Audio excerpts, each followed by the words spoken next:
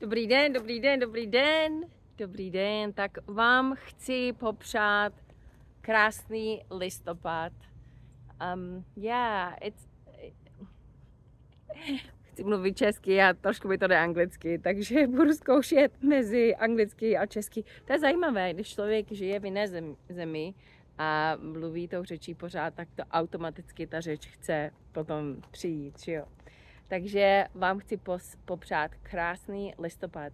Je to jeden z nejzajímavějších měsíců, protože je to ten předposlední měsíc a je to číslo 11, takže 1-1. Takže jak já říkám, superpower měsíc. Jsou strašně komárů, takže se budu... Superpower měsíc, to znamená, že máme možnost v tomto měsíci se vlastně naprosto předělat, když to tak vemu, remake, že jo, remake. A jako by jsme byli v televizním seriálu, ano. Já si pamatuju, když jsem byla malá, tak jsem stála před zrcadlem a dělala jsem ty skript, jo. Tam jsem tak a teď a to já a teď a to a tak a teď to bude tam, takhle to bude tak a teď budeme tam a úplně naprosto jsem byla jako v tom filmu, že jo, jsem si dělala svůj vlastní film a já jsem byla ten hlavní charakter, že jo. Úplně skvělé, tak si představte, že rok 2026, číslo 1, nový začátek, je taková možnost si udělat vlastně takový charakter, nový televizní seriál, co jsem si vždycky chtěla přát, co jsem vždycky chtěla dělat, co jsou mé sny, které bych chtěla vyplnit.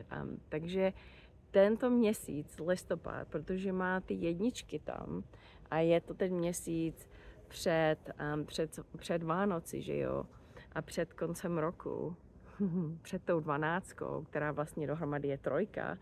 A 3, jak už víte, to je číslo, které jako reverbuje, znamená, že to extra jako cítíme, můžeme extra udělat, dát, vymyslet, create, to znamená vytvořit. A tahle 11 má hodně možností. 1.1.11, 11.11, 22.11. Tak si vlastně udělejte vemte si takový zápisník a začněte si psát jako ten skript té vaší hry. Vaše jméno pro mě bude Katka Nováková, rok 2026.